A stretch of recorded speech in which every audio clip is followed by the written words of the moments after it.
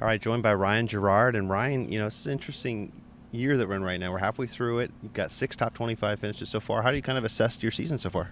I played pretty good so far this year. I feel like you know, getting a lot more comfortable out here, just kind of getting in the routine every week and just finding my footing. So, yeah, I would love to tack on a few more good finishes and maybe get a win at some point. But overall, really solid year. Pretty pleased with where we are, but just looking for better things in the future. Yeah. Well, when I think about like where you're at specifically, yeah, I know that you kind of got everything started with that huge win, not win, but that huge week you had at Honda, Yeah. right? That was 2 years ago, and it's hard to believe already at that top four that kind of got you special temporary status and kind of been building since then. Yeah, it's crazy that it's been 2 years. I mean, it feels like time's flown by. Might not be because I play every single week out here, but I love golf and like it's nothing that I wouldn't like. I'd be doing this like after a 9 to 5 if I wasn't good, but um, I really enjoy the competition, the grind, and everything, and I'm just lucky that I get to tee it up every week out here. And um, yeah, it's crazy that it's been 2 years. Well, it's interesting you say you love golf. Like, where did that bug really start for you? Um, my dad kind of just put a club in my hands as soon as I could walk, and I I've never really like found something that kind of tests you and like forces you to be both physically and mentally locked in as much as this game does. And I would say that it's something that you can do for a very long time, and I just obsess over it. I don't know why. I love it, everything about it. But um, I think the physical and mental uh, nature of it combined with just like you have to be strategic, you have to be smart. There's just so many little nuances to it. And when you get with the right group of people, it's probably the most fun you'll ever have in your life is a foursome or eight some or 16 some on a par three course with your buddies or who knows what. It sounds like you've done some of that before. You've been out in big groups or what? Yeah. I'm lucky enough. One of the courses that I play at, they don't really have a limit on how many people you can play with. So sometimes we'll go out there 5 or 6 and just whack them around and um, play for a little bit of cash or dinner or something. But I think the best memories in my life, the things that I like won't take for granted when I like can't do this anymore, are just from like just fun golf rounds. And while PJ Tour is awesome, like, and I love competing, but like it's kind of both sides of a coin where you never really do anything with golf that you find is um, not fun, at least for me. Right. Well, it's interesting. I think about you've said in the past, just now you're Yeah. talking about mental side, but you've also said that you can overthink. That's one of the Yeah, things you do is you definitely. overthink, and that can get in your own way. How do you have to overcome that? Like, what are things you can put in place? Just hit the ball. um, You just take a lot of time over the ball. You feel like, or I feel like a lot of guys. I mean, you can go it's like so many different ways with it. You can get super technical. You can get locked into technology. You can get locked into what statistics tell you. Um, but I think the most freeing thing is just like allowing yourself to be just present and not trying to do too much with it, and just being like I've worked a lot with like sports psychologists, but just like being present and allowing what you can control like to happen, and then whatever the result is, just be okay with it. Um, but yeah, I don't like spending too much time like stepping off a shot or, just get up and hit it quickly. Usually is the recipe for not overthinking golf shot. just get to it, right? Yeah, just get to it. No one wants to watch 6 hour rounds. Yeah, exactly. Um, Also, you've mentioned too in the past, I think with Ryan French on his podcast, you've mentioned that it's easy for you to not, following the thing of not conserving enough energy during a week. Like it's really Yeah. about like figuring that out with your schedule. And like, how have you done that in these couple years? I think it's kind of like a learned skill. You like when I went from college golf, we'd play like one event every kind of 3 weeks, and then we'd be on campus and just hanging out and like going to class and like just it wasn't as rigorous, I would say, from a golf specific standpoint, it was more kind of balance.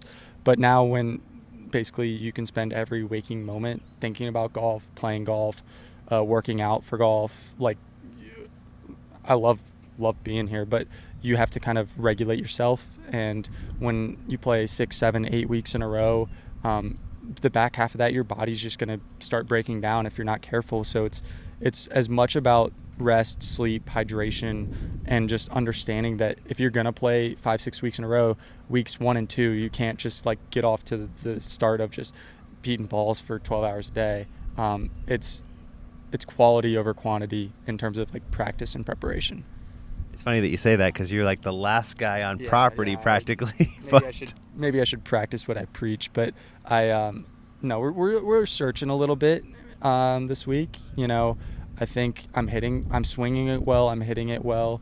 The ball is going very far right now, and that is not something that I'm used to. So it's probably good for next week at Quail, but right now I'm a little bit like scattered about how far a 3-wood can go, and I need to figure that one out. But I'm swinging well, so there's no real bad problems to have. It's just kind of understanding what happens. And I mean, I got to get here early tomorrow to be an alternate for a pram, so I'll have 5 hours in the morning, and then I'll cut myself off around 12:31 and kick the feet up before Thursday. You're talking about Quail for next week, PGA Championship. What is it that you're looking forward to about that and the prep that goes into a major? I love the challenge of it. I think Quail is a very different test. It's a kind of brutal like execution test. I've heard a lot of things about the rough being up this year, being mown back into guys potentially. It's overseeded with kind of a ryegrass, I want to say right now. So I would expect it to be very difficult, like long, punishing. You know, bad shots are going to be like very screwed. And just kind of knowing it, going into that you have to hit it straight, or you have to hit it so far that it doesn't matter if you hit it straight. And I don't hit it that far, so I got to hit it straight. But I think just understanding that, you know, those weeks, once you get on the golf course, just mental fortitude and just kind of mental exhaustion set in a little bit quicker. If you're playing late on Saturday or Sunday and you have a chance to win, you're gonna be like tired. Like, you're not going to get off the golf course till 7, and it's just going to be a long week. And hopefully that's where I'll be, and you know, someone will be there. But you have to kind of prepare like you're going to be there, because if you don't prepare for it and you get there, then you're not going to have a chance. But if you do prepare for it and you don't get there, maybe you'll give yourself a chance to like backdoor a top 10 or something. So maybe would you do like 9, 18, or how would you play your holes? We'll not be playing 18 holes in a practice round next week, and I think it's just crazy during a major to do that, right? With the length of time. Yeah, it's insane. I did that the first year. My first ever professional start was the 2022 U.S. Open at Brookline, and I got there early with like, I'm going to play so many holes. It's going to be so sick. And I was just worn out by like Tuesday. I got there on like Saturday, but it was, you can definitely overdo it. And that's something that I've realized. And a lot of guys out here, this will probably be 2, 3, 4 weeks in a row. And, you know, it's a luxury to take weeks off because that means you're playing well. But going into a major, it's about understanding, like, conserving energy. But Quail's a golf course a lot of guys have played before. So they can change a little bit, but it's not going to be too different. So we kind of know what we're stepping on property to see. Have you played it yet? Yeah, I played the Wells Fargo there in 23. I played in college there a couple times just with the UNC team. I'm from North Carolina, so I've been lucky enough to be out there a couple times. I actually played it last October on kind of like a corporate day. So, yeah, I've been there a bunch. I love the golf course. It's a very different test, I would say. From an architectural standpoint, it's a lot more modern than a place like Philly Cricket. And, you know, both sides of the spectrum can be awesome. But it's going to be hard. And I think people like watching hard, and guys like playing hard because it separates good from bad. And Yeah, it should be a lot of fun. Well, speaking of hard, I know that Sundays there's just so much pressure on the PGA Tour to get a strong finish or chance to win. You have your veteran Pepsi on the bag, as nicknamed Pepsi. What is it like having? What are you expecting out of him on a Sunday with that pressure? He's just the consummate professional. He knows exactly what to do, when to do it. He doesn't get too like high strung. He's not anxious. He's seen everything before. I think, he likes being in contention. He likes having chances to win. And when we get there, like, you see kind of like the look on his face is like, we're going to go get it. It's not kind of like a scared nature. And yeah, he's great. He's been very helpful for me. I'm kind of reading what you need, or yeah, just like I'm young.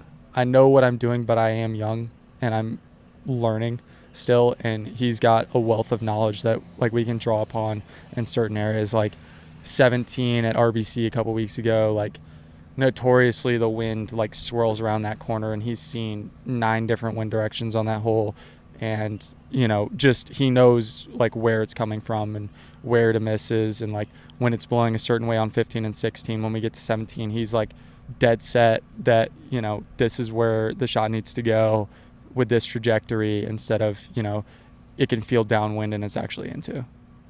Well, good stuff, Ryan Gerard. Appreciate the time and good luck. Thanks so much, guys. Appreciate it. All right, man. Garrett, good to see it was you. a pleasure, man. Yeah, good.